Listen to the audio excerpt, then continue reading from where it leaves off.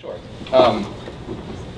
So I want to thank the organizers for inviting me, and I think when I got the invitation I was a little bit surprised and intrigued because in my own research I use a lot of positivist quantitative methods, which for many people can seem a bit impersonal, but I'm a sociologist, so if there are any sociologists in the room, I think you might agree that a lot of our questions come from a real concern with the well-being and livelihoods of the communities and populations that we study.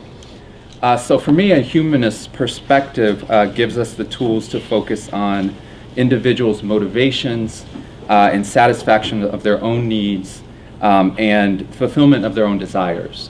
So a humanist perspective would place emphasis on migrants' agency in their own development and self-actualization. And this development, I believe this development and self-actualization proceeds with what immigrant communities view as the means of and ends to living what we might call a good life. A life that is satisfying, a life that is aligned with one's view of a just and ethical society. So my own research focuses on what happens when native populations perceive migrant communities' ways of life as very much in conflict with their own.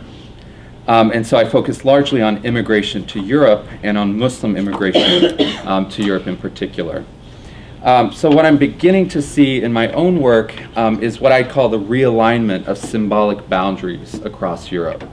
And the boundaries that I'm referring to are those between the ones that delineate native from foreigner, the ones that delineate legitimate citizen from other. And so immigrants are increasingly being portrayed as a threat to the very foundations of liberal democracy in Europe. And this is a rather big claim, obviously, that an immigrant group that constitutes a small percentage of the overall population is somehow in a position to fundamentally undermine a national way of life. And just for some perspective, the largest immigrant background Muslim communities are in France, where they make up about 8.8% of the population. So what makes up these symbolic boundaries? What's the stuff that defines these symbolic boundaries? I found that the symbolic boundaries separating European from foreign increasingly incorporate ideas of gender and sexual equality as a defining feature of those boundaries. And so I want to talk a little bit today about gender and anti-immigrant attitudes. I found that the ideologies surrounding gender and sexual equality constitute a litmus test for the acceptance of immigrants in Europe, for being truly European. So what does this mean empirically or practically speaking? Well, it's not just a symbolic litmus test either. In certain parts of Europe, and the case that gets brought up a lot is the case in Baden-Württemberg in Germany, there have been attempts to formally test whether an applicant's acceptance of liberal democratic values corresponds to his or her real convictions in naturalization procedures, so in procedures making someone a citizen. These were interestingly targeted questions to immigrants from predominantly Muslim societies only.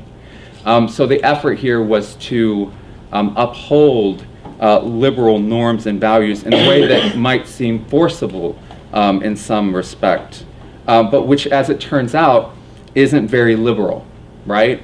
It actually is a contradiction of the liberal norms of tolerance. So how do we deal with this?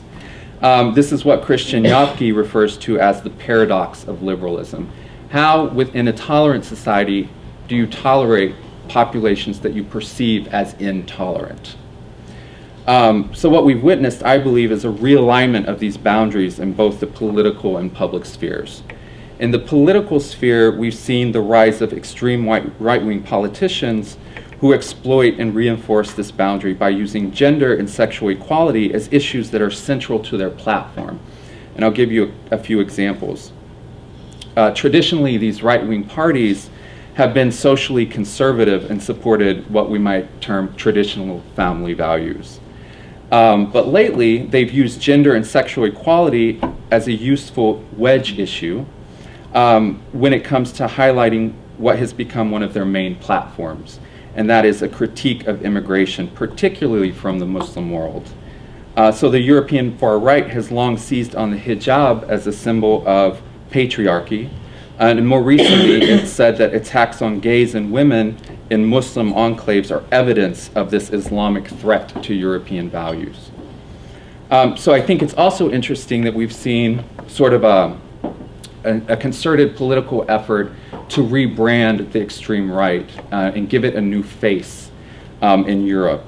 And so what we've seen is leaders of many of the right-wing parties have been women. They've tried to erase this image of the old white racist male in Europe. So a few examples that many of you may already be familiar with: Marie Le Pen in France for the Front National, Frauke Petry in Germany for the AfD, Siv Jensen in Norway for the Fremskrittspartiet, the Progress Party, Pia Kjærsgaard in Denmark for the Danish People's Party, and more recently Giorgia Meloni in Italy for the Brothers of Italy. And in my research, what I'm also trying to get at is whether or not this is having an effect on the public. And I think what we're starting to see is that the European public is following suit. So recently I conducted a study to analyze how anti-immigrant attitudes across Europe were patterned by gender.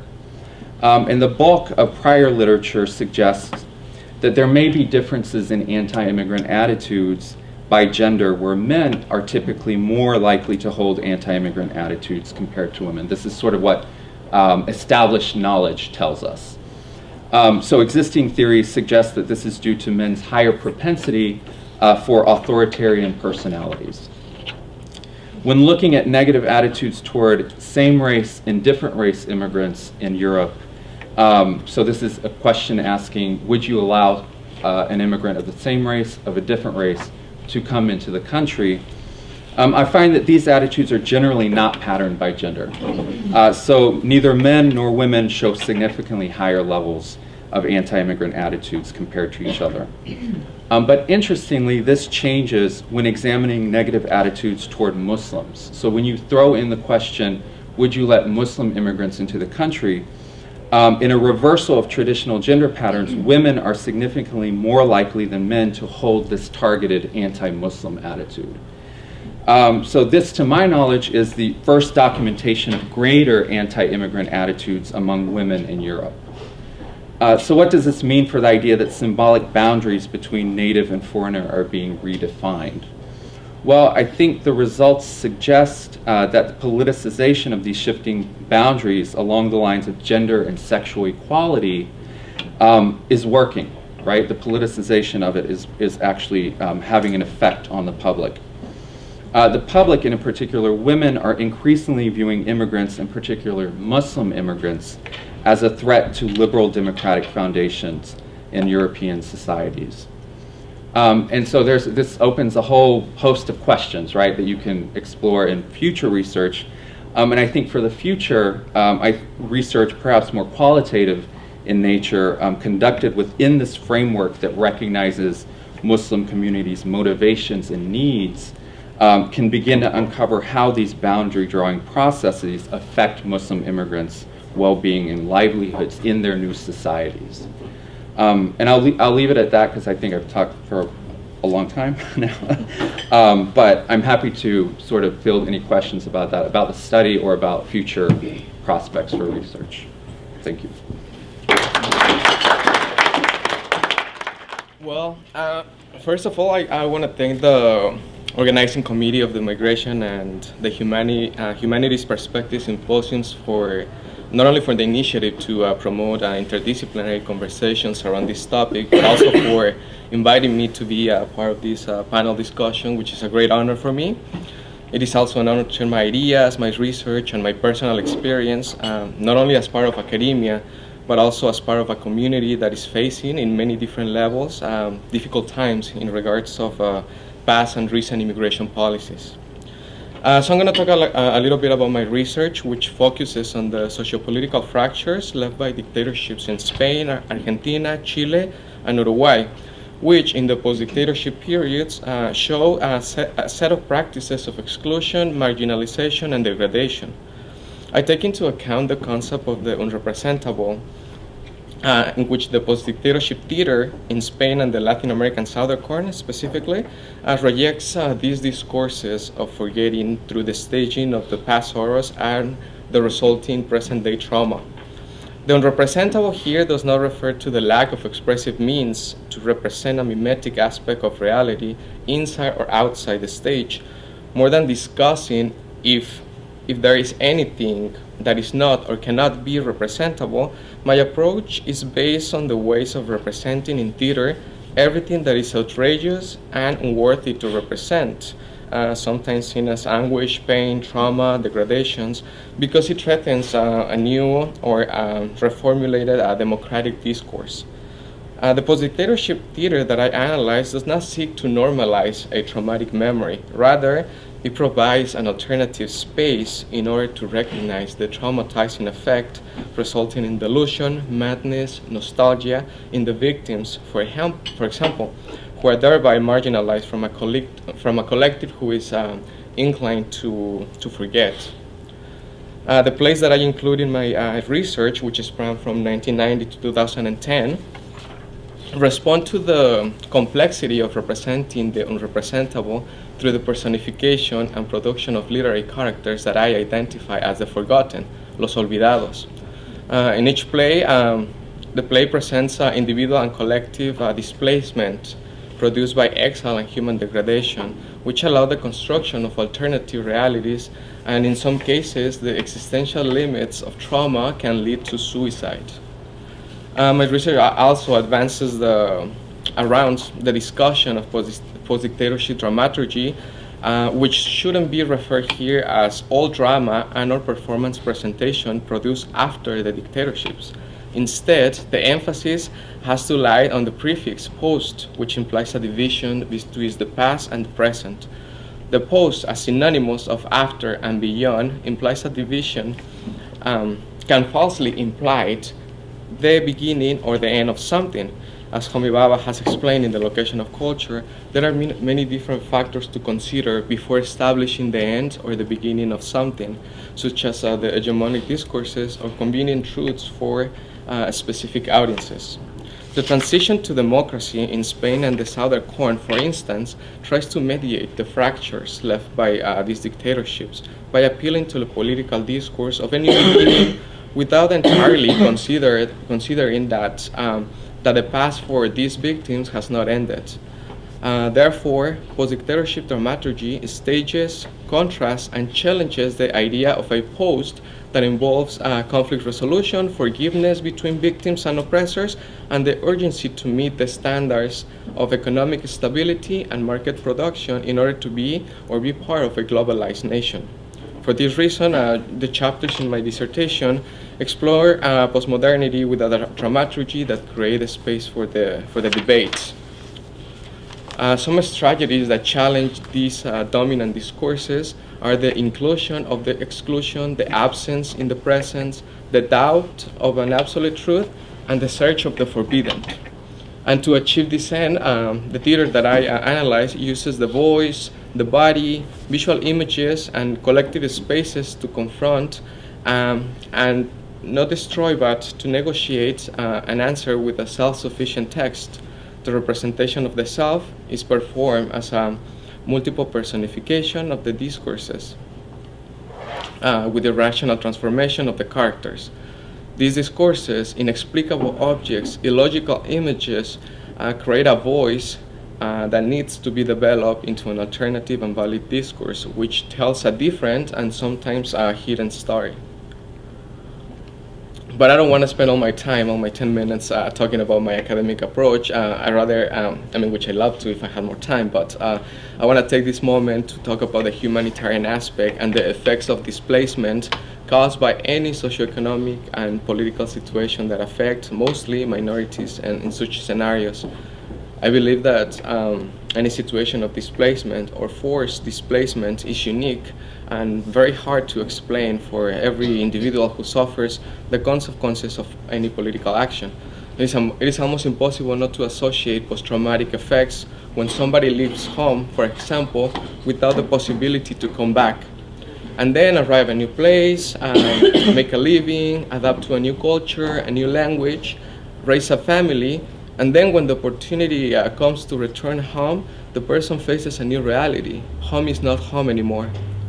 And this is what Mario Benedetti meant when he said that returning home was as difficult and more painful than being banished or forced into exile for the first time. He called this action of returning home desexilio back in the 1980s. Edward Said has also stated this in a great collection of essays about exile, concluding that homecoming is out of the question. Exile, refugee, fugitive, immigrant, alien, illegal alien, stateless person, expatriate, displaced person, stranger, persona non grata. These are all at some point terms that relate, and to some extent they appear in the same category in some dictionaries or books. The point is not about classifying human beings, but rather to create awareness about how this displacement can change or reshape anybody's life or identities.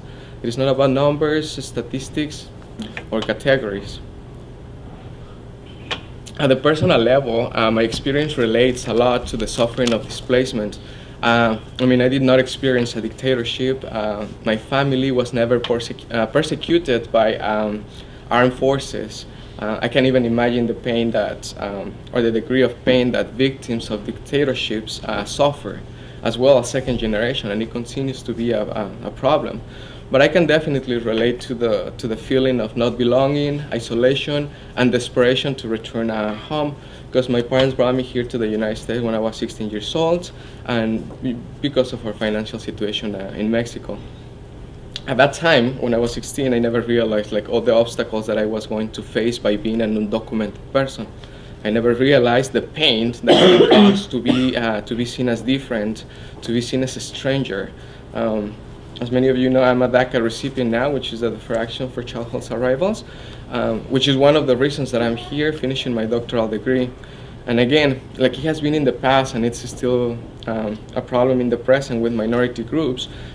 We DACA recipients are being used as political weapons, as political objects, whose lives basically cannot even plan a future because we might face deportation if the government decides to do so. We live in limbo, not knowing where we're going to be in a month or a year.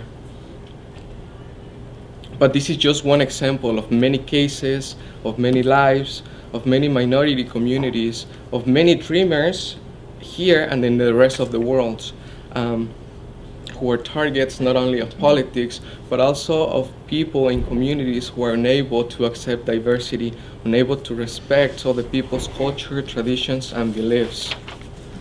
So the challenges that I identify in the past in my research in terms of displacement in a specific context of political violence are in some degree similar challenges that we are facing in today's reality. As any artistic expression committed for positive social change, literature and theater performance find alternative ways to make visible the suffering of displacement. I have experienced personally the effects of theater production among the non-academic community and the power that this form of art has to create awareness of what sometimes it's not available to everybody. As many scholars in literature and performance studies, I am also trying to break the symbolic border, the division that separates the dramatic text from the theater production of that text, which for me is no longer valid in a multidisciplinary and transactional approach. Thank you.